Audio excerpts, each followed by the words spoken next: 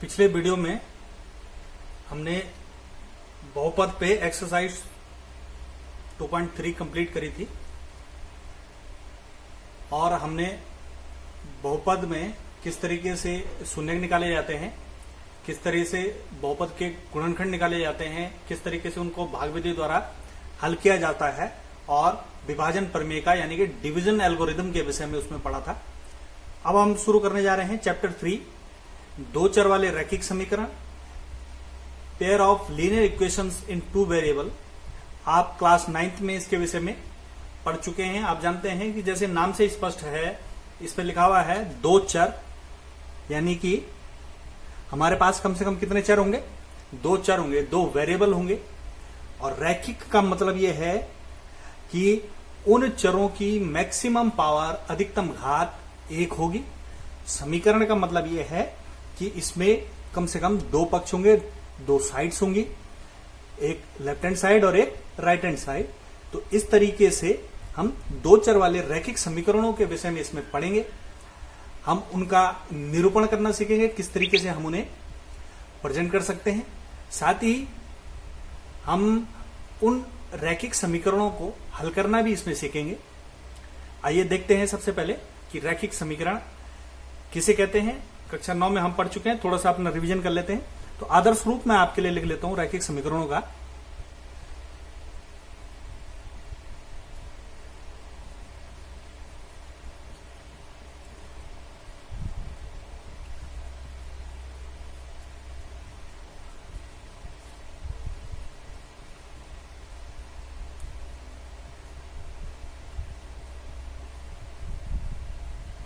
तो अपने आदर्श रूप में रैखिक समीकरण कुछ इस तरीके से हमें मिलेंगी।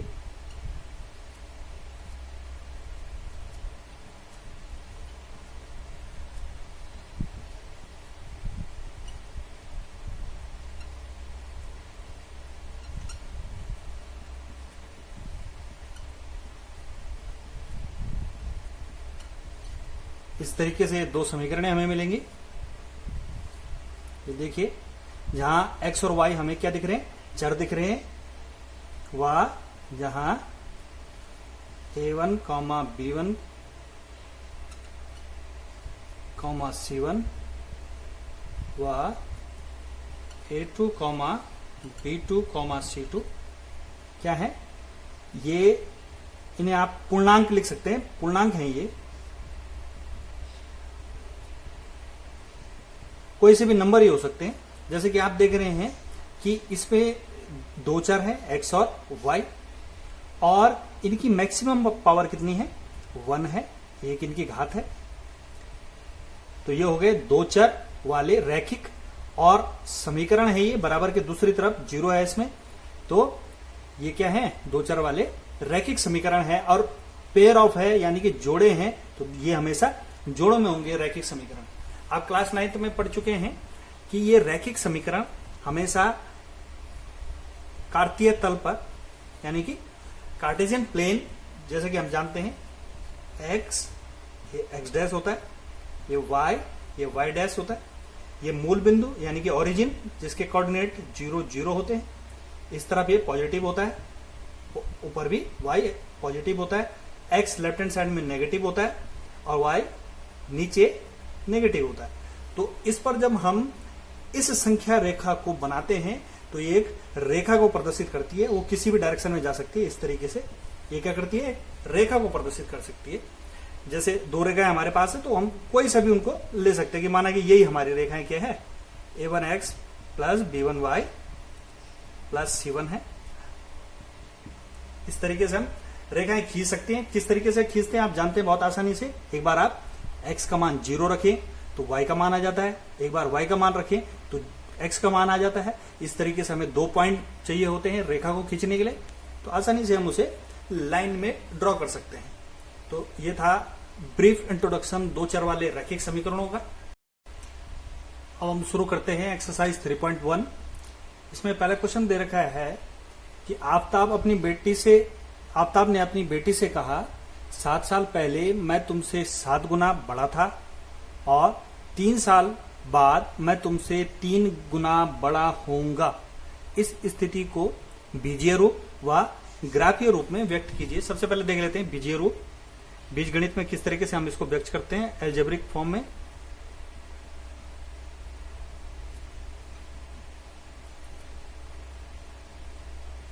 तो प्रश्नानुसार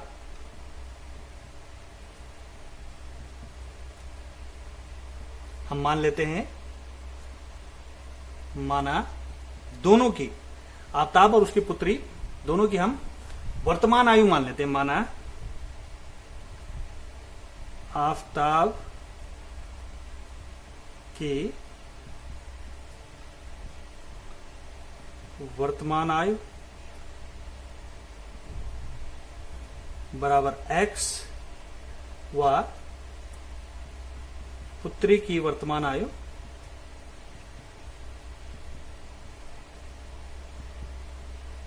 बराबर y x वर्ष और y वर्ष मान लेते हैं। तो क्या होगा, फर्स्ट कंडीशन, पहली शर्त क्या है हमारे पास, आफ्ताब ने अपनी बेटी से कहा 7 साल पहले मैं तुमसे 7 गुना बड़ा था। तो 7 साल पहले आफ्ताब कितने साल का होगा, आफ्ताब होगा x माइनस 7 साल का।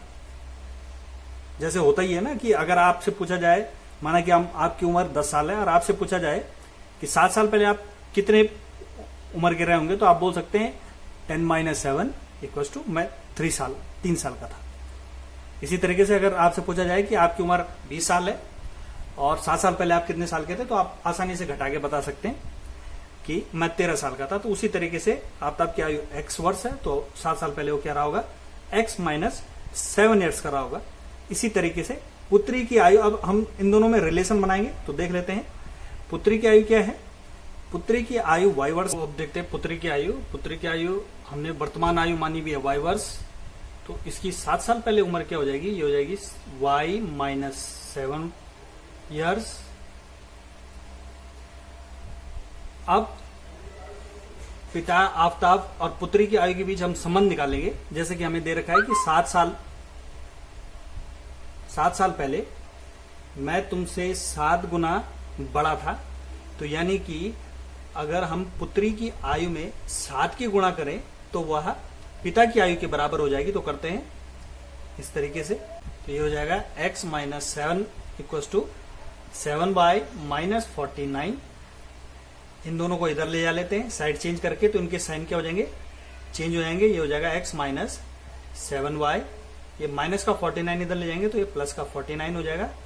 ये माइनस का 7 इक्वल टू 0। जब यहाँ पे कुछ नहीं बचा तो 0 बच गया। ये हो गया x minus 7y plus 42 equal to 0। ये हो गया हमारी इक्वेशन फर्स्ट। तो इस तरीके से हमने पहला जो सेंटेंस था उसको बीजीय रूप में व्यक्त किया। इसी तरीके से हम करेंगे इन सवालों में। अब देख लेते हैं दूसरा शर्त क्या है हमारे पास। पुनः दूसरी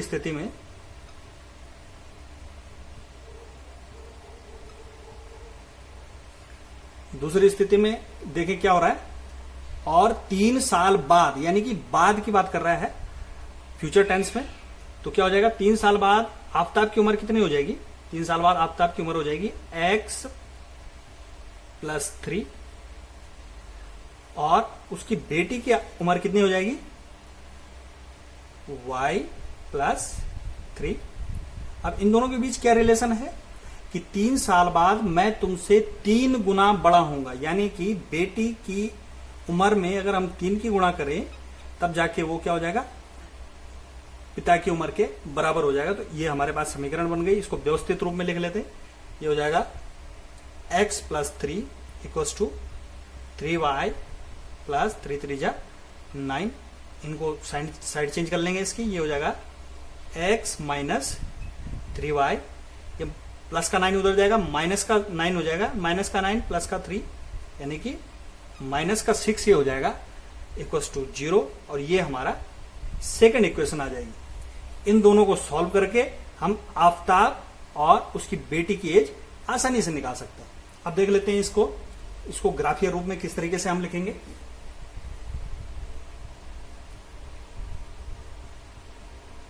ग्राफीय रूप, तो ग्राफीय रूप में सबसे पहले हम जानते हैं कि इन इक्वेशंस को हम क्या करते हैं, हम जानते हैं इनको ग्राफ के रूप में हम एक रेखा से प्रदर्शित करते हैं। तो रेखा हम खींचते हैं, एक कार्तीय तल बना के उस पर इन रेखाओं को खींचते हैं। तो सबसे पहले रेखाओं को खींचने के लिए हमें आवश्यक है कि हमें कम से कम कितने 2 बिंदु प्राप्त हो जाए। तो देख लेते हैं हम। तो इसको लिखेंगे रेखा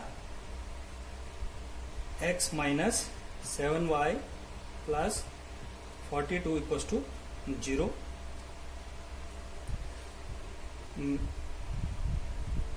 में क्रमशः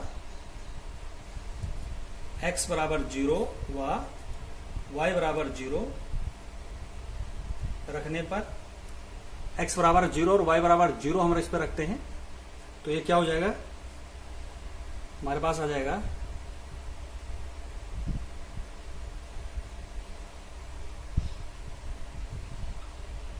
इस तरीके से। जब x बराबर हम 0 रखेंगे, इसमें यहां पर 0 रखेंगे तो ये 0 हो जाएगा। ये 42 इधर गया, माइनस का 42 7 अपॉन में, तो 7 छका 42। तो y का मान कितना आ गया 6। और जब y बराबर हम रखेंगे 0, जब x का मान हमने 0 रखा तो y का मान कितना आ गया था 42 आ गया था 42। और जब हम y का मान 0 रखेंगे तो x का मान क्या आ जाएगा, x का मान आ जाएगा माइनस का 42, माइनस का 42 इस तरीके से। तो ये 2 पॉइंट हमें मिल गए। क्या मिले, एक मिल गया 0,42, दूसरा मिल गया -42,0। इसी तरीके से दूसरी रेखा के लिए हम देख लेते हैं। यहां पर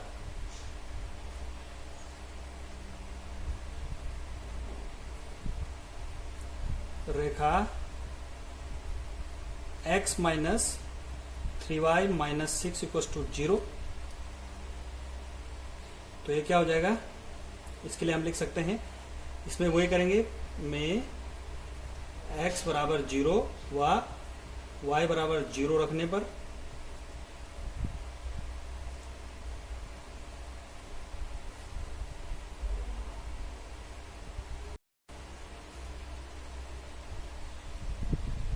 जब रखेंगे x बराबर 0 तो कैसे हो जाएगा ये,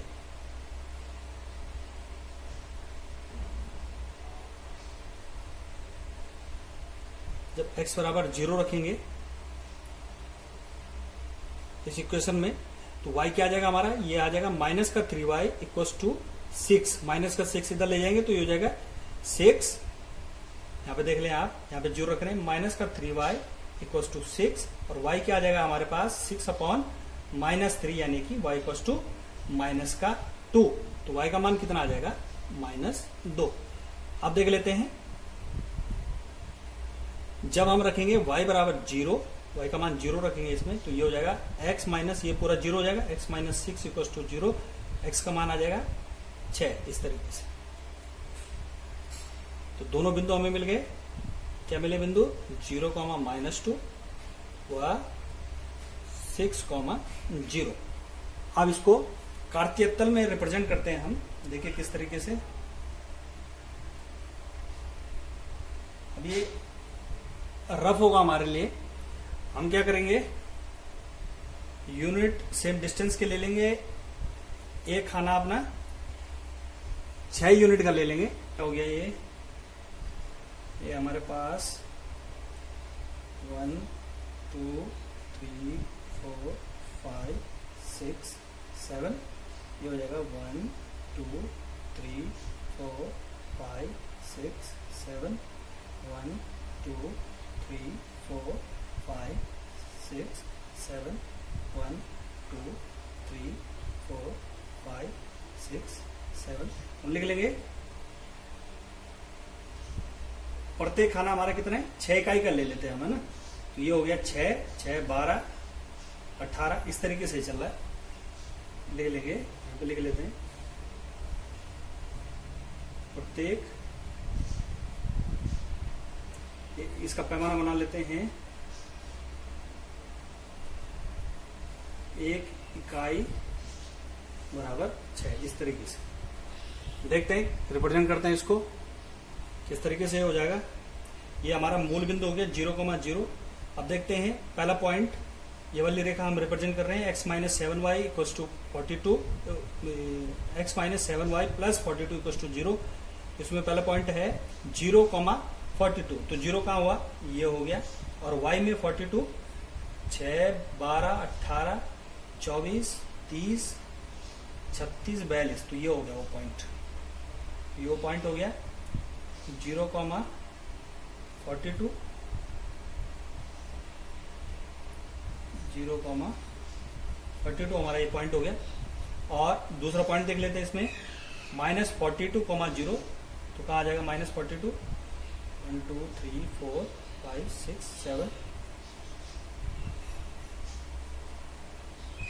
ये हो जाएगा -42,0। दूसरा पॉइंट ये हो गया। इन दोनों को हम मिला लेंगे तो हमें लाइन मिल जाएगी। मिलाते हैं इनको, इस तरीके से चले गई, इसको भी इधर मिलाई, ये इस तरीके से चले गई, तो ये लाइन हमारे पास हो गई x minus 7y plus 42 equals to 0। अब देखते हैं इसी तरीके से दूसरी लाइन हम कैसे रिप्रेजेंट करते हैं। दूसरे लाइन के लिए पॉइंट है हमारे पास 0,-2, तो 0,-2 कहाँ पे होगा, x वाला फर्स्ट वाला x होता है, दूसरा वाला y होता है, चेक कर लेंगे आप, तो x में 0 यहीं पे होगा, और y में -2 कहाँ होगा, y में -2 नीचे 1 2, ये -2, ये 6 के हमने कोऑर्डिनेट लिए, तो यही होगा इसके आसपास, यहाँ पर माना यहीं पे है, यही वो पॉइंट है। ये पॉइंट है, इसको हम नाम लिख देते हैं इसका 0,-2, ये वाला पॉइंट। ये 6 है टोटल, तो 3 हिस्सों में डिवाइड कर रहा है, तो ये लगभग यहाँ पर आएगा इस तरीके से। ये रफ है, आप एग्जैक्ट बना के इसको कर सकते हैं। दूसरा पॉइंट है हमारे पास 6,0, तो x में 6, 1 2 3, ये 6 ये हो गया, इसमें 6 वाला पॉइंट ये हो गया, 6 एक इकाई 6 नंबर के बराबर हमने बनाई थी, तो ये वाला हो गया, ये हो गया 6,0, ये पॉइंट हो गया हमारे पास। इन दोनों को मिला लेते हैं, ये इस तरीके से, और ये इस तरीके से जाएगी, तो ये लाइन जो है हमारे पास ये हो जाएगी x minus 3y minus 6 equals to 0। तो ये हो गया इसका ग्राफिया रूप, बहुत आसान है। इसी तरीके से आप, इसमें 2 सवाल और हैं, ठीक इसी तरीके से आप आसानी से उनको कर सकते हैं।